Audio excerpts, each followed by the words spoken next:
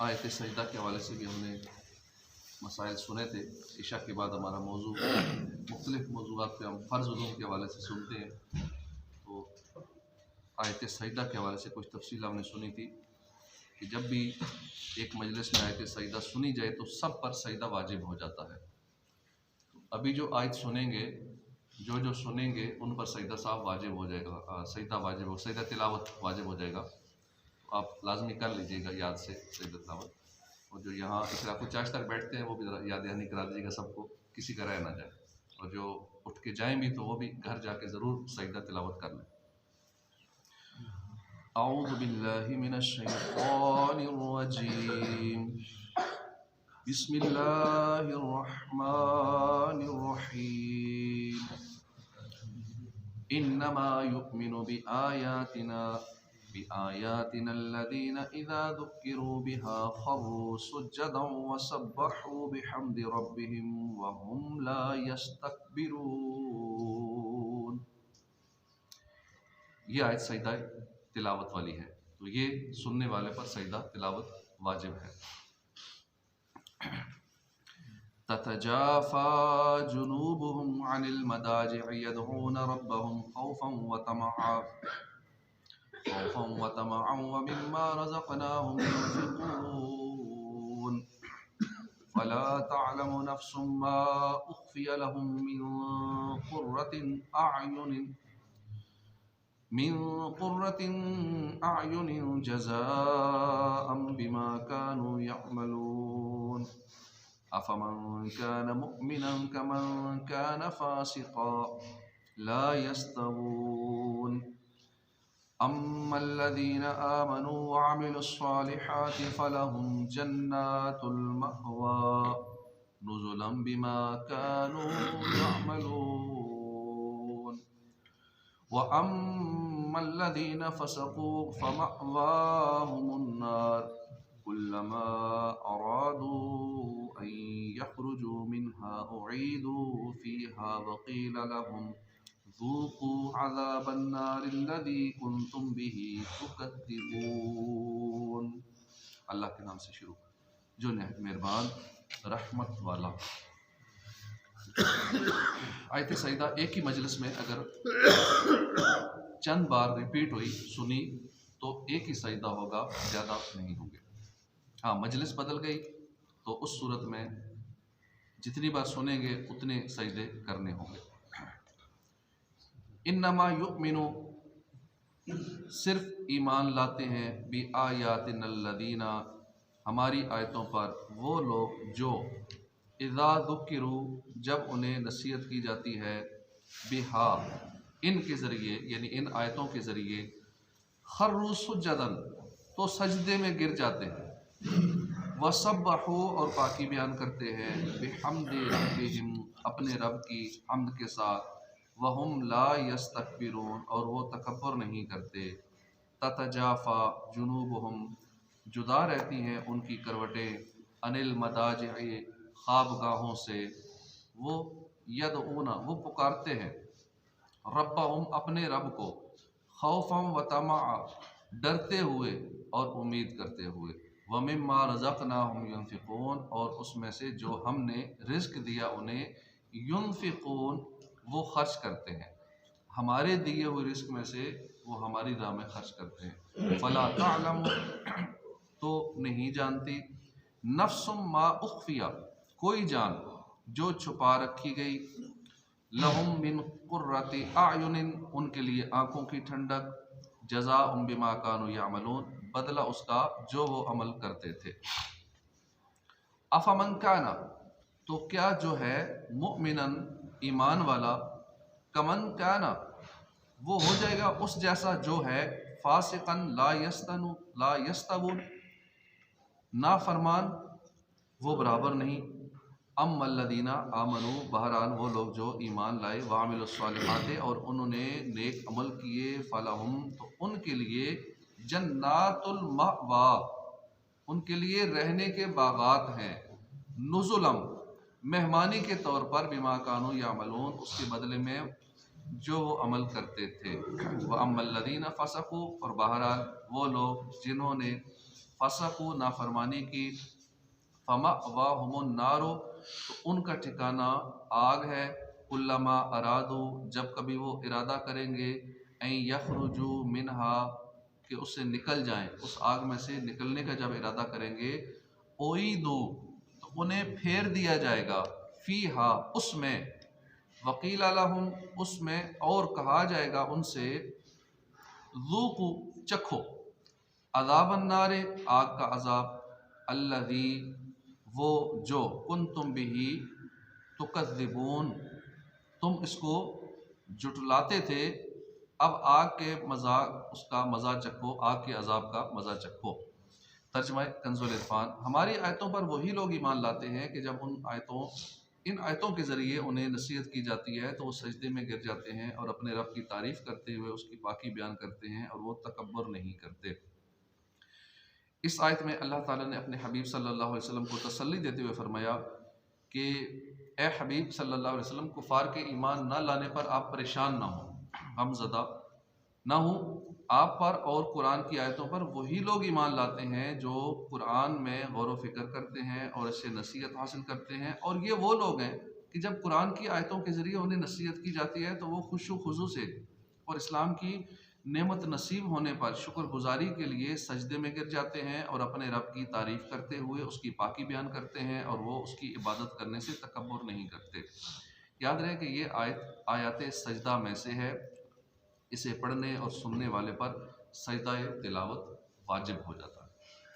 ततजाफा जुनूबुहुम अनिल मदाजिअ, उनकी करवटें उनकी ख्वाबगाहों से जुदा रहती हैं और वो डरते और उम्मीद करते अपने रब को पुकारते हैं और हमारे दिए हुए में से खैरात करते हैं। इस आयत में ईमान वालों के औसाफ बयान करते हुए इरशाद फरमाया कि वो रात के वक्त नवाफिल पढ़ने के लिए नरम गुदाज बिस्तरों की राहत को छोड़कर उठते हैं और ज़िक्र व इबादत इलाही में मशगूल हो जाते हैं। नीज़ अल्लाह ताला के अजाब से डरते और उसकी रहमत की उम्मीद करते हुए उसे पुकारते हैं। ये नेक लोगों की अलामत है। रात को गर्म बिस्तर छोड़कर, वो भी सर्दी में, बहुत कुर्बानी है, मुश्किल काम है, लेकिन अल्लाह पाक ने ऐसों की तारीफ़ कुरान में बयान फरमा दी कि नरम बिस्तरों को, अपनी ख्वाबगाहों को, उनकी करवटें ख्वाबगाहों से जुदा रहती हैं, यानी बिस्तर से जुदा हो जाते हैं। बहुत मुश्किल है, कुर्बानी, थोड़ी सी कुर्बानी देनी है, इसके बदले अजर बहुत ज़्यादा है। ये अल्लाह ने वस्फ बयान किया। और दूसरा वस्फ बयान किया नेक लोगों का, खैरात करते हैं, रात को इबादत करते हैं और खैरात करते हैं, हमारे रिस्क में से हमारी राह में खर्च करते हैं। इस आयत के मफहूम में रात में इबादत करना और तहज्जुद पढ़ना सब दाखिल हैं। इस मुनासबत से यहाँ तहज्जुद की नमाज अदा करने के दो फ़ज़ाइल सुनिए और नियत करेंगे। इंशाअल्लाह हम भी कोशिश किया करेंगे तहज्जुद पढ़ने की, आहिस्ता आहिस्ता नियत करेंगे, कोशिश करेंगे, रात को नियत करके सोएंगे तो आहिस्ता आहिस्ता आहिस्ता आदत पड़ ही जाएगी। हज़रत अली मुर्तज़ा करमल्लाहु ताला वजहुल करीम से रिवायत है, नबी करीम सल्लल्लाहु अलैहि वसल्लम ने इरशाद फरमाया कि जन्नत में बाला खाने हैं जिनके बिरूनी हिस्से अंदर से अंदर कैसे बाहर से नजर आते हैं। एक अराबी ने खड़े होकर अर्ज़ किया, या रसूलल्लाह, किसके लिए? हुज़ूर अक़दस सल्लल्लाहु अलैहि वसल्लम ने इरशाद फरमाया, जो अच्छी गुफ्तगू करे, खाना खिलाए, हमेशा रोज़ा रखे और रात में नमाज अदा करे जबकि लोग सोए हुए हों। जब लोग सोए हुए उस वक्त वो नमाज अदा करे और तहज्जुद में उठ के, कबूलियत की घड़ियाँ होती हैं, दुनिया सो रही होती है, बंदा अपने रब से हम कलाम होता है। कितने लोग जो अपने मसले मसाइल दूसरों से बयान करते हैं, दूसरों के आगे रोते हैं।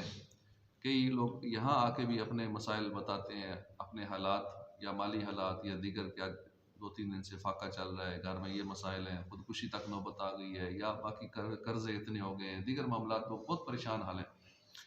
तो अल्लाह की बारगाह में जब ये मसाइल हम बताएंगे ना, उसकी बारगाह में आंसुओं की कदर होती है।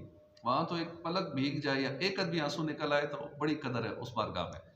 बंदों के आगे सारा दिन रोते रहे, वो कर क्या सकेंगे? कोई क्या किसी की मदद कर सकेगा जो खुद मोहताज है? तो हम इसलिए उसके आगे गिड़गिड़ाया करें, आंसू बहाया करें कि जो देने पर कादिर है, चाहे एक लम्हे में अता कर दे, अरबपति कर दे, एक लम्हे के अंदर सारे रास्ते खोल दे, सारे जो बेरोज़गारियाँ हैं, परेशानियाँ हैं, कारोबार की बंदिश है कि कुछ चल नहीं रहा, आगे बढ़ नहीं रहा, इतनी इन्वेस्टमेंट की हुई है, कुछ आउटपुट नहीं मिल रही, जिसमें हाथ डालते हैं नुकसान हो जाता है, जो करते हैं नुकसान हो जाता है, तो अल्लाह की बारगाह में सच्चे दिल से हाज़िर हो जाएँ। उसी ने रास्ते खोलने हैं, उसी ने सारे काम बनाने हैं, सारे मसले मसाइल वहीं से हल होने हैं। तो जन्नत में जाने वालों के लिए जो उनको बाला खाने मिलेंगे, उनकी खुसूसियात बताई गई यहाँ पे। अच्छी गुफ्तगू करने वाला, खाना खिलाने वाला, हमेशा रोज़ा रखने वाला और रात में तहज्जुद अदा करने वाला। ये 4 बातें अगर हमारे अंदर नहीं है तो हम पैदा कर लें, कोशिश करें, अच्छी गुफ्तगू करें। कई लोगों का अंदाज़ गुफ्तगू का बड़ा अच्छा होता है, अगले को अच्छा लगता है, इस अंदाज़ में गुफ्तगू करते हैं तो माशाल्लाह जन्नत में जाने के हकदार हो जाते हैं। ऐसे जिस गुफ्तगू से अगला खुश हो, अगले का दिल खुश हो, और ऐसी तंज़िया गुफ्तगू ना हो, अंदाज़ ऐसा ना हो, ऊंची आवाज़ ना हो, तंज़ ना हो। कईयों की आदत होती है तंज़ करना, ताने मारना, टोके मारना या ऐसे मैसेज करना कि दिल आज़ारी वाले, तो अगले का दिल तोड़ते हैं। तो ये दुरुस्त नहीं, अच्छी गुफ्तगू करनी चाहिए, चाहे लिख कर हो, मैसेज के ज़रिए हो, ऑडियो मैसेज हो या बंदे के सामने हो। हज़रत अस्मा बिनते यज़ीद रज़ी अल्लाह ताला अन्हा से रिवायत है, रसूलुल्लाह सल्लल्लाहु अलैहि वसल्लम ने इरशाद फरमाया, लोग क़यामत के दिन एक मैदान में जमा किए जाएंगे तो एक पुकारने वाला पुकारेगा। क़यामत वाले दिन सारी खलकत जमा होगी और एक ऐलान होगा, पुकारने वाला पुकारेगा, वो लोग कहाँ हैं जिनके पहलू अपनी ख्वाबगाहों से अलग रहते थे। चुनाचे वो लोग खड़े हो जाएंगे और वो थोड़े होंगे और वो जन्नत में बगैर हिसाब किताब दाखिल हो जाए।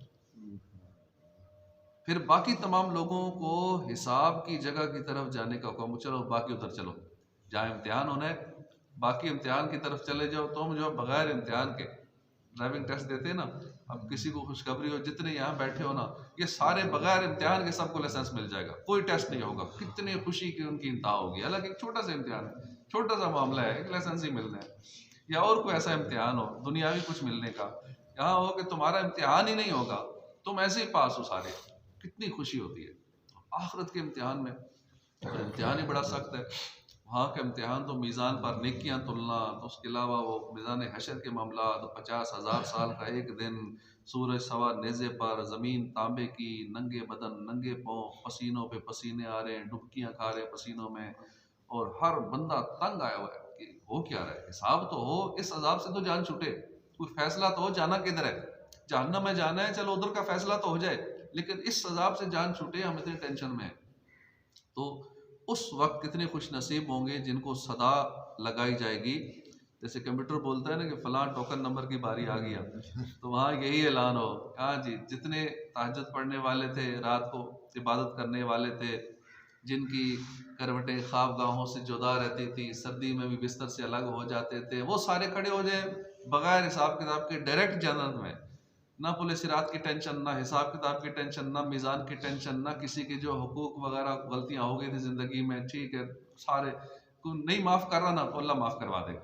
उसे बुलाएगा तो इसके हुकूक भाई क्यों नहीं माफ़ करने का, या अल्लाह से मेरे साथ ये किया था, ये किया था, जुल्म किया था, मेरे हक अदा नहीं किए थे, तो अल्लाह पाक उस बंदे को कुछ मोहल्लात दिखाएगा कि लो वो फलां फलां मोहल्लात, ये नेमतें, ये नेमतें, अल्लाह ये किसके लिए हैं, तो अल्लाह पाक फरमाएगा ये उसके लिए जो कीमत अदा करे। या अल्लाह कौन कीमत अदा कर सकता है, अल्लाह पाक फरमाएगा तू अदा कर सकता है। वो कैसे, तू माफ़ कर दे इसको। कहते तो बड़ा आसान काम है, इतना कुछ मिलना है, खाली माफ़ करना है, अल्लाह मैंने माफ़ कर दी।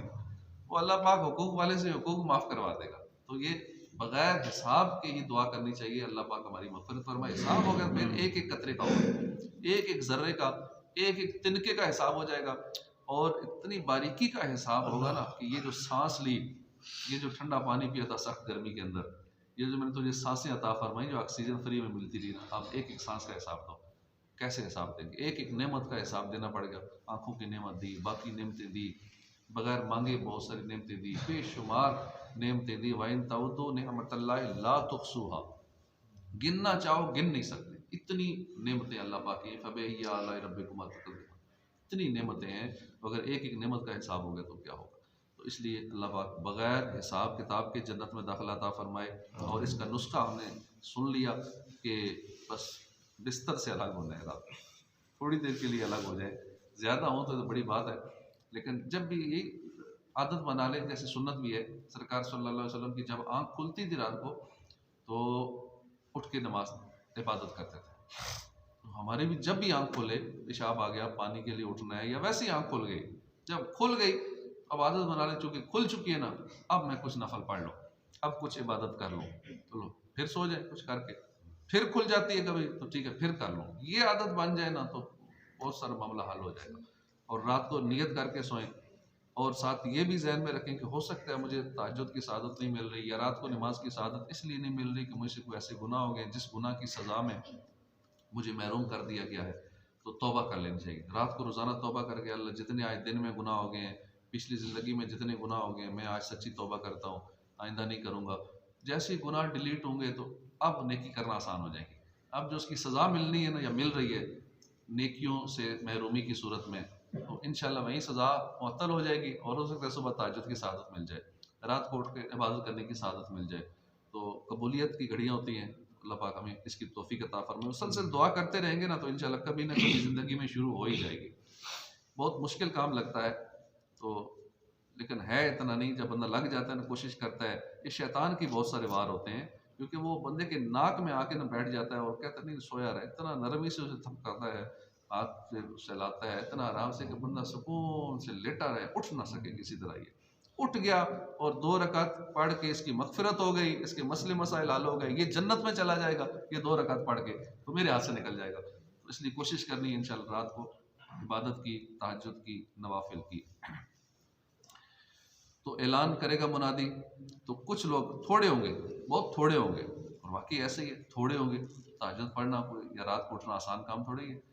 पूरे इलाके में हज़ारों लोगों में से शायद कोई 2-4 होते हों जिनको ये सादत मिले, जो ये बात, चलो आप तो सुन रहे हैं ना, तरगीब सुन रहे हैं, हदीसें सुन रहे हैं, इसके फ़ायदे सुन रहे हैं। अब जो लोग नहीं फ़ायदे सुनते हैं उनके लिए तो बहुत मुश्किल है। जिनको फ़ायदे पता होते हैं फिर भी मुश्किल हो जाता है ये काम, और जो सुनते ही नहीं है, जिनको पता ही नहीं है, जो नमाज़ पढ़ने नहीं आते या इस तरह के फ़ज़ाइल नहीं सुनते, अब वो बेचारों कैसे तो अभी सारी ज़िंदगी गुजर जाती है, ना रात की इबादत, ना तहज्जुद, और इतने बड़े फ़ायदे से महरूम हो जाते हैं। तो बग़ैर हिसाब, वो थोड़े से लोग होंगे, लोग खड़े हो जाएंगे और वो थोड़े होंगे, और वो बग़ैर हिसाब जन्नत में दाखिल होंगे, और फिर बाकी तमाम लोगों को हुक्म होगा चलो हिसाब की जगह की तरफ साइड कर लो, जहाँ हिसाब होना है, जहाँ इम्तिहान होना है उस तरफ।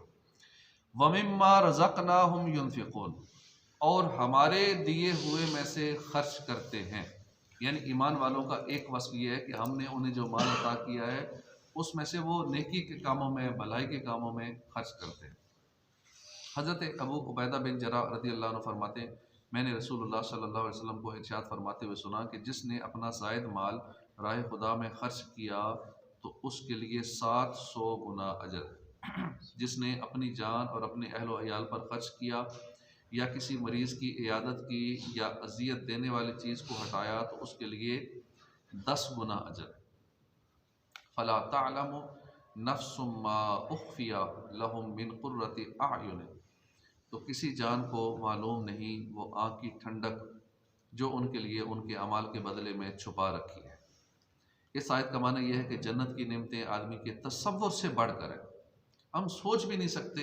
ये जो समझाने के लिए है ना कि ऐसा फ्रूट मिलेगा, ऐसा फल मिलेगा, ये महलात मिलेगी, हमें समझाने के लिए, क्योंकि हम इसी को बड़ा कुछ समझते हैं। महल मिल जाए, कितना बड़ा महल हो, इतना बड़ा हो कि जहाँ तक नज़र जाए वहाँ बड़ा हो, तो ठीक है, ये समझाने के लिए इतना बड़ा महल होगा, 10,000 खादिम खादमाएँ होंगे, हाथ में सोने के प्याले, एक हाथ में चांदी का प्याला, और वो तसव्वुर, ये तो सिर्फ समझाने के लिए हमारी समझ में आ जाए कि हाँ ऐसा होता है, इससे बढ़ के होगा। वो नेमतें वो तसव्वुर में नहीं आ सकती जो अल्लाह पाक ने जन्नत में तैयार कर रही है। इतनी आला किस्म की नेमतें छुपा रखी हैं, वो नेमतें इस वक्त वो हमसे छुपी हुई है, अब सोच भी नहीं सकते कैसी नेमतें। हमारी अकल ही उतनी नहीं है कि वहाँ तक पहुँच सके। अल्लाह ताला ने ईमान वालों के लिए नेक अमाल के बदले कैसी कैसी आंखों की ठंडक छुपा रखी है, किसी जान को इस चीज़ का तफसीली इल्म नहीं। क्योंकि हम इसी को सब कुछ समझ रहे हैं जो हमारी मौजूदा ज़िंदगी है। हर एक बंदा अपने उसके हिसाब से सोच रहा होता है, समझता है शायद लग्जरी लाइफ यही है, लेकिन दुनिया में भी लग्जरी लाइफ किसे कहते हैं, ये जो गुजार रहे हैं उनको पता है। उससे ऊपर की कौन सी है वो उनको पता है जो गुजार रहे हैं। दुनिया में जब इतनी कैटेगरियाँ हैं तो फिर आखिरत में कैसी कैटेगरी होगी।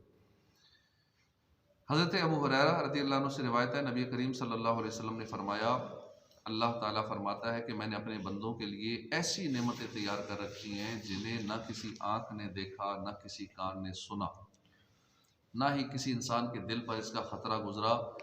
अगर तुम चाहो तो ये आयत पढ़ लो, फ़ला तालमु नफ्सुम मा उख़फ़िया लहुम मिन क़ुर्रति आयुन। हज़रत मुग़ीरा बिन शाबा रज़ियल्लाहु अन्हु से रिवायत है, हुज़ूर अक़दस सल्लल्लाहु अलैहि वसल्लम ने फरमाया, हज़रत मूसा अलैहिस्सलाम ने अपने रब से दरियाफ़्त किया, ए मेरे रब, सबसे कम दर्जे का जन्नती कौन होगा? अल्लाह ताला ने फरमाया, एक आदमी होगा जो तमाम अहले जन्नत के जन्नत में दाखिल होने के बाद आएगा, सबसे आखिर में जन्नत में जाएगा। उससे कहा जाएगा दाखिल हो जाओ। वो कहेगा मैं कैसे दाखिल हूँ? हालांकि तमाम लोग अपनी अपनी जगहों पे पहुंच गए और उन्होंने जो कुछ लेना था ले लिया। उससे कहा जाएगा क्या तुझे ये बात पसंद है कि तुझे इतना दिया जाए जितना दुनिया में किसी बादशाह के पास था? वो अर्ज करेगा, ए मेरे रब, हाँ हाँ मुझे ये पसंद है।